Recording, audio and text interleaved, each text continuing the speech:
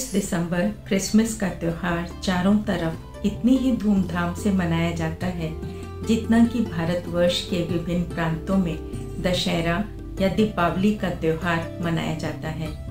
इस दिन को लोग बड़ा दिन भी कहते हैं और क्राइस्ट का जन्म भी मानते हैं। रोमन्स के अनुसार इसको रोम उत्सव के रूप में मनाया जाता है और इस दिन लोग गिफ्ट्स का बहुत एक्सचेंज करते हैं। धीरे धीरे गिफ्ट्स का एक्सचेंज इतना ज़्यादा बढ़ता चला गया कि लोग इसे बड़ा दिन कहने लगे और तभी से 25 दिसंबर को बड़ा दिन माना जाता है। बड़ा दिन माना उमंग और उत्साह का दिन। भारतवर्ष में भी कई दिन ऐसे आते हैं जिनको हम बड़े दिन के रूप से मनाते हैं। बड़ा दिन माना बड़े बनना, क्योंकि क्रिश्चियनिटी में भी ये बात कही गई है, God created man in his own image. हर दिन हमारा बड़ा दिन हो सकता है, लेकिन उसके लिए आवश्यक है कि हम अपने दिल को बड़ा बनाएं। बड़े दिल को बनाने के लिए हमें इस बात की ज़रूरत है कि हम अपनी शुभ भावनाओं का एक्सचेंज करें, क्योंकि जब हमारा बड़ा दिल हो जाता है तो हम एक दूसरे के साथ शुभ भावनाओं का एक्सचेंज आसानी से कर सकते हैं। जहाँ तक गिफ्ट्स के एक्सचेंज की बात है, उसकी तो कुछ एक लिमिट होती है। हम हमेशा रोज प्रतिदिन गिफ्ट्स का एक्सचेंज तो नहीं कर सकते, लेकिन जब हम शुभ भावनाओं का एक्सचेंज दूसरों के साथ करना शुरू कर देते हैं तो इससे हमारे रिलेशनशिप्स बड़े स्ट्रांग होते हैं। मेंटली हम एक दूसरे के नज़दीक बहुत आते हैं, हमारी बॉन्डिंग बहुत अच्छी बन जाती है।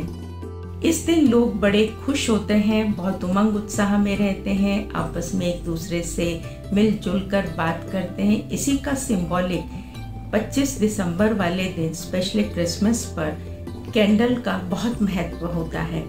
कैंडल की जो लौ है वो वास्तव में ज्ञान का और रोशनी का सिंबॉलिक है, क्योंकि जब हम किसी को शुभ भावनाएं भेजते हैं तो वो हम तभी दे सकते हैं जब हमारे अंदर में एक ओपननेस हो, हमारे अंदर में नॉलेज हो कि कोई भी परिस्थिति यदि मेरे सामने आ रही है तो उसके पीछे कोई ना कोई रहस्य है, उसके पीछे कोई ना कोई बात है।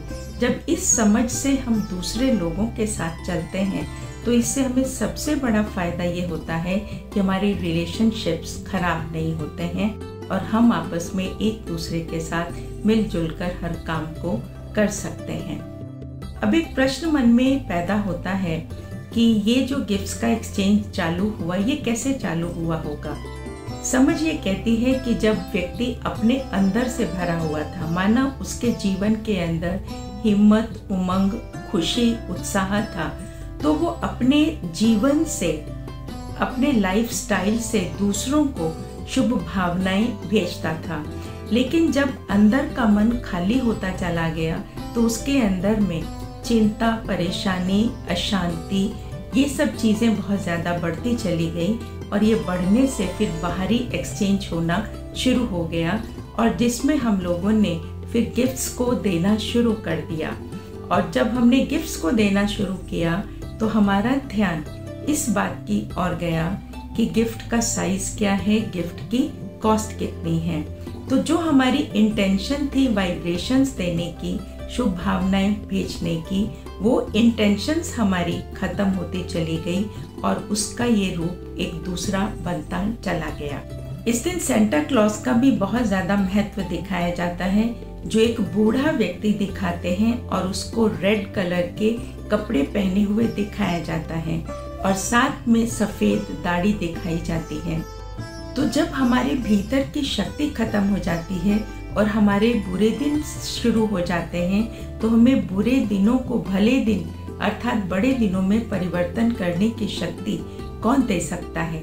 उसी का सिंबॉलिक सेंटा क्लॉज को दिखाया जाता है, जो कि एक बूढ़ा व्यक्ति होता है और उसको सफ़ेद दाढ़ी दिखाई जाती है और लाल रंग के कपड़े दिखाए जाते हैं।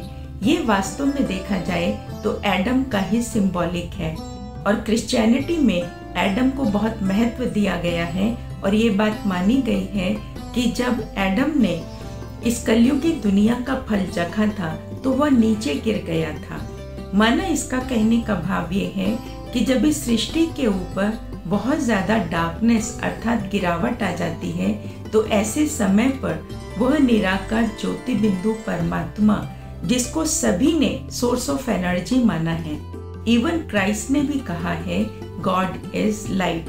तो वो परमपिता परमात्मा इस सृष्टि पर आकर आत्माओं को डिविनाइज करते हैं, और डिविनाइज करने की वजह से वो आत्माएं जो हैं श्रेष्ठ बन जाती हैं, दिव्य बन जाती हैं, और उनके मन और बुद्धि के अंदर एक बहुत गहरा परिवर्तन आता है। इसी कारण से लोग इस दिन क्रिसमस ट्री को रखते हैं, और क्रिसमस ट्री में एक तो लाइट्स जगाते हैं जो कि ज्ञान का सिंबॉलिक है, और उस ज्ञान को लेने से हमारी जो आत्मा है वह विशेष लाइट बन जाती है, अर्थात हल्की बन जाती है, दिव्य बन जाती है।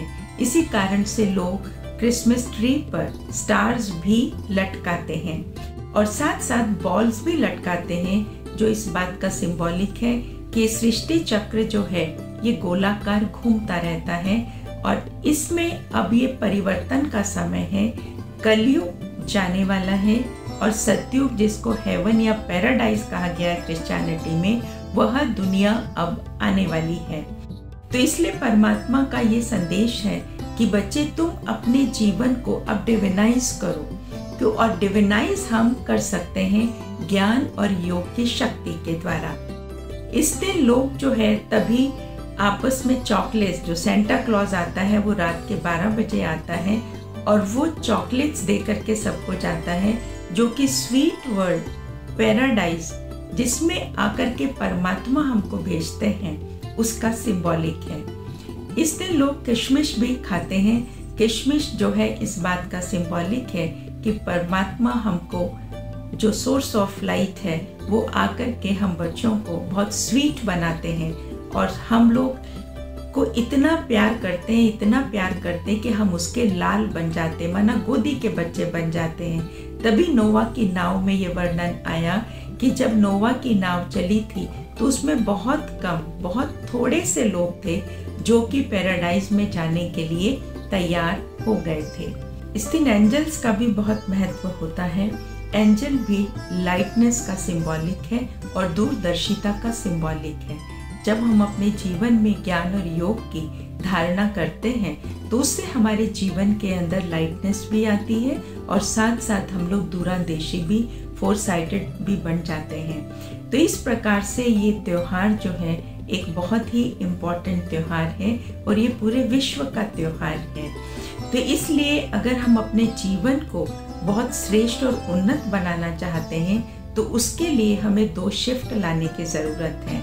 सबसे पहली शिफ्ट, जब हम सुबह में उठते हैं तो अपने आप को एक संकल्प दें कि मैं एक ज्योति स्वरूप आत्मा हूँ, और दूसरा संकल्प दें कि मैं उस ज्योति स्वरूप परमात्मा पिता की संतान हूँ। तो जब हम ये सारा दिन भर में कम से कम 5 बार ये संकल्प दोहराएंगे तो इससे हमारे अंदर में डिविनिटी का सृजन होगा, और उस डिविनिटी के सृजन से हमारा जो जीवन है वो खुशहाल बन जाएगा।